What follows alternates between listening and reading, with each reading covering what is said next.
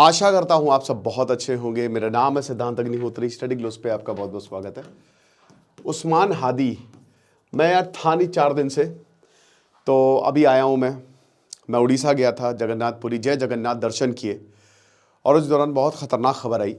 Lectures मैं पहले से ही रिकॉर्ड करके गया था, इसीलिए वो पीपीटी पर आ रहे थे। लेकिन फिर मैंने देखा कि बांग्लादेश में कुछ खतरनाक हो गया है। तो आज हम सिलसिलेवार से, मतलब शुरुआत से शुरू करते हैं। 1971 के बाद ये सबसे बड़ी क्राइसिस है। प्रॉम्प्ट इंजीनियरिंग का भी कोर्स वो भी चल रहा है दोस्तों, उसकी क्लास है, तो आप अवेल कर सकते हो। उसकी डिस्क्रिप्शन कमेंट बॉक्स में लिंक है। तो 1971 के बाद ये सबसे बड़ी क्राइसिस है। कौन सी क्राइसिस की हम बात कर रहे हैं? हम कर रहे हैं बांग्लादेश की। देखिए, मैं ज़्यादा कुछ बोलूँगा नहीं, क्योंकि हमारी प्रायोरिटी होनी चाहिए कि हमारे जो हिंदू भाई बहन है 1.5 करोड़ बांग्लादेश में, हमको उनको बचाना है। और मैं इसमें सरकार की बहुत बड़ी नाकामयाबी समझूंगा कि वो बस हाथ में हाथ धरे बैठे हुई है। दीपू दास बेचारे वो फैक्ट्री में काम करते थे, उनको नंगा किया, उनको मारा, पूरी तरीके से मारा, उनको जला दिया। क्यों जलाया? ये जो ब्लास्फेमी लॉ है ना, ये पता नहीं ये रखा क्यों है यार। ये ब्लास्फेमी, ये जितने भी कट्टर देश है ना उसमें ब्लास्फेमी, ये जो ईश निंदा का कानून है, ठीक है, फालतू का कानून है ये। इसमें कुछ नहीं पता है इसमें क्या है। अगर मान लीजिए कि किसी ने ईश निंदा की, भगवान के बारे में कुछ गलत बोला, अल्लाह के बारे में कुछ गलत बोला, तो उसको मार देंगे। अब आमतौर पे ये बहुत पुराने ज़माने में होता था, लेकिन ये सेटल करने के लिए मतलब जैसे मान लीजिए कि मेरा मूड खराब है आपसे, आप बदतमीजी कर रहे हैं मुझसे, या आपने कुछ भी नहीं किया, मुझे बस जलन है, मैं बोल दूंगा तुमने तो ब्लास्फेमस स्टेटमेंट्स दी हैं। यहां पे जिस फैक्ट्री में काम करते थे, उस फैक्ट्री का एक वर्कर इससे चिढ़ता था, मार दिया उसे, दीपू दास को। ऐसे ही यहां पे डेली स्टार, प्रथम आलो, ये जो बांग्लादेश के न्यूज़पेपर है, लिबरल न्यूज़पेपर्स, आग लगा दी। और यहां पे जो जर्नलिस्ट थे, मैंने देख रहा था कि उन्होंने कहा कि मेरी सालों की मेहनत बर्बाद हो गई यार, मेरा जीवन खत्म हो गया है।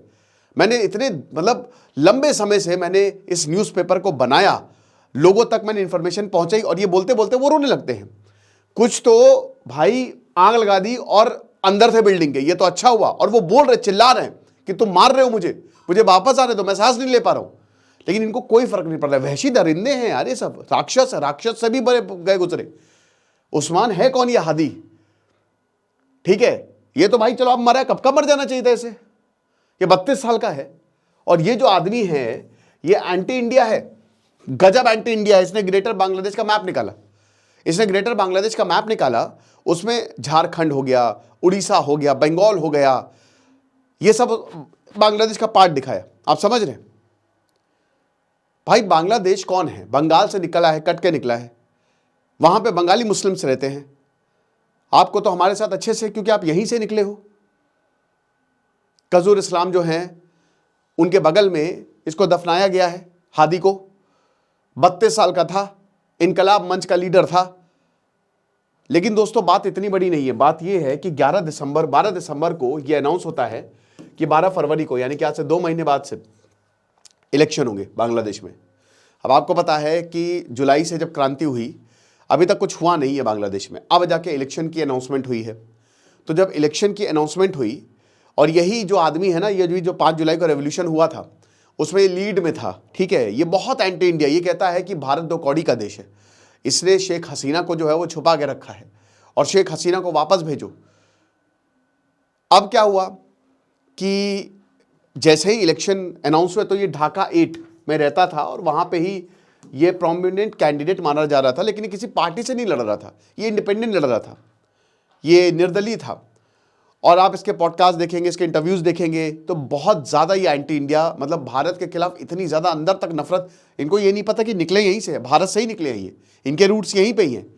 पता नहीं ये कौन से यूटोपियन Cloud9, तभी तो बांग्लादेश बर्बाद हो चुका, खत्म हो चुका है बांग्लादेश, वहां से निकला। अब उसके बाद क्या हुआ कि इसका एक दोस्त था, दोस्त क्या कहेंगे, दोस्त तो नहीं था, फैजल करीम जो आवामी लीग का छात्र संघ है, उसका फॉर्मर लीडर था।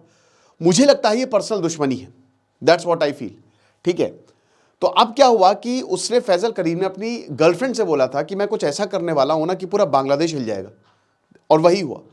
12 दिसंबर को ये ढाका 8 में टहल रहा था, फ्राइडे की शाम, और बाइक से 3 लोग आते हैं, जिसमें एक फैजल करीम था, और उसने सर पे गोली मारी, मर गया। पहले कोमा में गया, फिर कलकत्ता नहीं लाया गया, बल्कि बंगाल तो बहुत पास था, वहां नहीं लाया, क्योंकि भारत से रिश्ते अच्छे नहीं है। यही होता है, अगर आप रिश्ते अच्छे नहीं रखोगे ना, तो भारत को क्या प्रॉब्लम है? आपको प्रॉब्लम है, आपको ज्यादा प्रॉब्लम है। तो ये हुआ। उसके बाद फिर हम देखते हैं कि इसको कोमा में, फिर सिंगापुर 5 घंटे की फ्लाइट्स, एयर एम्बुलेंस इसको सिंगापुर ले जाया गया, मर गया वहां पे। अब जैसे ही मरा तो 2 दिन, सैटरडे संडे, आज कल और परसों, पूरा बांग्लादेश खत्म। पूरे बांग्लादेश में इतनी हिंसा हुई, इतने लोगों को मारा, पार्लियामेंट को आग लगा दी, कल्चरल ऑफिसर्स को तोड़ फोड़ दिया, शेख मुजीबुर रहमान की मूर्ति को खराब। ये कर क्या रहा है? मैं बताता हूँ, ये फ्रस्ट्रेशन है, क्योंकि जो ये रेवोल्यूशन के बाद से बांग्लादेश की इकोनॉमी बिल्कुल नीचे गई है। कोई इन्वेस्टमेंट नहीं, यहाँ पे कोई कमाई का जरिया नहीं, कियोस है। मोहम्मद यूनुस बैठा हुआ है, ठीक है, अमेरिका का प्रोडक्ट है वो। अमेरिका बोलेगा चल मुजरा कर, वो मुजरा करने लगेगा, तो वो उसको कोई मतलब नहीं है। कुछ तो ये कह रहे हैं, और मुझे हो सकता है कि शायद मोहम्मद यूनुस नहीं मरवाया हो। एक्चुअली मरवाया किसने? अच्छा, बांग्लादेश कह रहा है कि भारत ने मरवाया है, इंडिया ने ये काम किया है। अब देखो, वहां पे कुछ भी होगा ना तो वो इंडिया का नाम लगाएंगे, इतनी ज्यादा नफरत उनके दिमाग में भर गई है। उसके जनाजे में हादी उस्मान, आप समझिए कि जिस इंसान को तो आपको एंटरटेन भी नहीं करना चाहिए, लेकिन वो वहां पे हीरो है, वो उस देश में हीरो है। और वो किस बिना पे हीरो बना है? वो भारत के खिलाफ जहर उगल के हीरो बना है। वहां पे पूरा बांग्लादेश उस फ्यूनरल में प्रेजेंट था। पता है क्या दर्शाता है? ये दर्शाता है कि भारत के खिलाफ बांग्लादेश में नफरत एकदम अंदर तक बैठ गई है। बल्कि भारत ने कितना क्या, भारत की वजह से बांग्लादेश बना। लेकिन आपको पता है कि भारत की बांग्लादेश की टेक्स्ट बुक में क्या दिखाया है? बांग्लादेश की टेक्स्ट बुक में भारत को नहीं, ये तो पूरी दुनिया जानती है कि 1971 में क्या हुआ, लेकिन बांग्लादेश की टेक्स्ट बुक में बोला है कि भारत तो कुछ भी नहीं था, भारत ने कुछ भी नहीं किया, हमने मुक्ति बाहिनी क्रिएट किया, हमने लड़ाई की है। भारत ने क्या किया? भारत तो खाली बाहर से देख रहा था। भारत को एज अ विलन दिखाया है, बल्कि ये तो और अत्याचार में शामिल थे। कोई ग्रैटिट्यूड नहीं है बांग्लादेशियों के लिए भारत के खिलाफ, और इसीलिए ये नफरत इतनी ज्यादा फैल रही है। ये शुरुआत से ही है, और आज जिस देश की वजह से तुम्हारा अस्तित्व है, तुम उसके खिलाफ ऐसा कर रहे हो। और तुमको मिल क्या रहा है? कुछ नहीं, और कुछ मिलने वाला भी नहीं है। अगले 2 महीने में बांग्लादेश कियोस्क की तरफ बढ़ने वाला है। और ये देखिए फ्रस्ट्रेशन है। आप पार्लियामेंट में आग लगा रहे हो, पार्लियामेंट का मोहम्मद अली से क्या लेना देना? आपको जो मिला तोड़फोड़ है, क्योंकि आपके पास पैसे ही नहीं है। मैं बता रहा हूं ना कि Bangladesh is in total chaos, और ये नफरत की राजनीति जो करेगा ना, यही होगा उसके साथ, यही होगा उसके साथ, और यही हो रहा है। अब बड़ी बात यह है कि भैया इनका फ्यूनरल हो गया। मोहम्मद यूनुस ने क्या बोला है? मोहम्मद यूनुस ने कहा है कि तुम्हारे सपनों को हम पूरा करेंगे। कौन सा सपना भाई? ग्रेटर बांग्लादेश बनाने का। तुम्हारे सपनों को हम पूरा करेंगे, तुम चिंता मत करो, पूरी दुनिया तुम्हारे साथ है, हम तुम्हारे साथ है। अमेरिका ने, देखिए ये एंटी इंडिया एक्टिविस्ट, और अमेरिका ने सपोर्ट किया इसका, मोहम्मद उस्मान हादी का। भाई एज एन इंडियन हम तो अपने देश के साथ खड़े रहेंगे। और इस तरीके की जो नफरती बातें तुम बोलते हो, तो इससे क्या लगता है? शेख हसीना को वापस लेके, क्यों भाई लेके दें? इंडिया को देना भी नहीं चाहिए, लेकिन इंडिया क्या कर रहा है? भारत की सरकार चुप है। हाई कमिश्नर को समन किया गया कि आप देखो, क्योंकि फैजल करीम कह रहे कि गुवाहाटी भाग गया, कोई इसके सबूत नहीं, कुछ नहीं है। किसने मारा? अननोन गनमैन ने मारा, इसका भी कोई सबूत नहीं है। देखिए भाई, कोई भी बांग्लादेश की राजनीति में हाथ नहीं डालेगा, भारत भी नहीं डालेगा। ये हमारी सिक्योरिटी एजेंसीज को भी पता है, उनको करने दो जो करना है। इलेक्शन होने वाले हैं। मोहम्मद यूनुस जो है, हो सकता है उसी ने करवाया हो ताकि पूरी जगह, लेकिन इसमें मोहम्मद यूनुस, प्रॉब्लम ये भी है ना कि 24 घंटे का अल्टीमेटम दिया है यहाँ पे।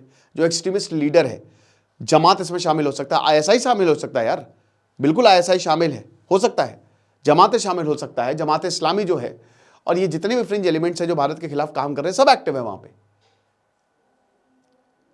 तो क्या करें? भारत क्या करे? भारत, देखिए मुझे लगता है कि अब इंडिया को एक्शन लेना पड़ेगा। इंडिया को कुछ ना कुछ बांग्लादेश पे करना पड़ेगा, क्योंकि ऐसे काम चलेगा नहीं। हालांकि अभी भी वेट एंड वॉच की स्थिति है, क्योंकि मुझे लगता है कि वहाँ पे हमारे माइनॉरिटी 1.5 करोड़ हिंदू खतरे में हैं। जो भी माइनॉरिटीज़ है वहाँ पे, वो बहुत बड़े खतरे में हैं, क्योंकि ये आग वहाँ यहाँ नहीं रुकेगी। ये तो चलो रिपोर्टेड है, पब्लिकली मॉब लिंच्ड हुआ, कितने हिंदू को मार दिया गया होगा, औरतों का रेप किया गया होगा। ये किसकी बात नहीं कर रहा है। यूनुस ने बोला है कि बहुत ही अनफॉर्चुनेट है। ये बोलते रहते हैं, बोलने से क्या होता है? इनकी औकात नहीं है कि ये इन मॉब के खिलाफ या किसी को गिरफ्तार कर ले। 7 गिरफ्तारी बोली हुई है, कुछ नहीं होगा उनका। बैठ के रसगुल्ला खिलाया जाएगा, क्या और रसगुल्ला खाओ, ये होगा, ठीक है। औकात नहीं है कि ये कुछ कर दे। मोहम्मद यूनुस कुछ कर ही नहीं सकता। सब जगह टोटल एनार्की है इस समय बांग्लादेश में, और मुझे लगता है कि अब भारत को स्टेप इन करना चाहिए। इंडिया को कुछ प्लान बनाने चाहिए, इंडिया को कुछ भी करके वहाँ के हिंदुओं को बाहर निकालना चाहिए, माइनॉरिटी, या नहीं तो फिर उनके ऊपर प्रेशर बनाए। क्योंकि देखिए इस कियोस में ना ही किसी को फायदा नहीं है, चाइना पाकिस्तान किसी को फायदा नहीं है। आप किसी से बिजनेस थोड़ी ना कर रहे हो, चाइना को फायदा होगा, बट चाइना भी नहीं चाहेगा कि इतना ज़्यादा कियोस फैल जाए कि हम भी एंट्री ना मार पाए। चाइना अल्टीमेटली पैसे देगा बांग्लादेश की रिस्टोरेशन के लिए, लेकिन आप जितने भी पैसे दे दो, यहाँ पे लोग जो है पूरी तरीके से पगला चुके हैं, ठीक है। और मुझे लगता है कि देखिए इंडिया को वहाँ पे जो हमारी इंटेलिजेंस एजेंसीज हैं या जो भी हमारे एसेट्स हैं, अब उनको एक्टिव करना पड़ेगा। और वैसे मुझे देखिए मुश्किल है कि भारत के खिलाफ नफरत कम हो, क्योंकि जो जनाजे में भीड़ आई है और जो वहाँ पे प्रोपेगेंडा फैलाया हुआ है कि इंडिया ने किया है, वो फैजल करीम तो माना भी नहीं गया, वो तो भाग गया गुवाहाटी, कोई भी सबूत नहीं, कुछ भी नहीं है ऐसा, ठीक है। कहाँ गया पता नहीं, ये हो सकता है कि इनकी सरकार नहीं करवाया हो, इस पर कोई बात ही नहीं कर रहा है, सब सारा ब्लेम इंडिया पे डाल रहे हैं। अगले 3-4 दिन बहुत ही क्रूशियल होने वाले हैं, ठीक है। मैं आपको बताऊंगा कोई भी अपडेट आएगी। बाकी प्रॉम्प्ट इंजीनियरिंग का कोर्स है, आप उसको अवेल करें। खुश रहिए, पढ़ते रहिए। दिस इज सिद्धांत अग्निहोत्री साइनिंग ऑफ।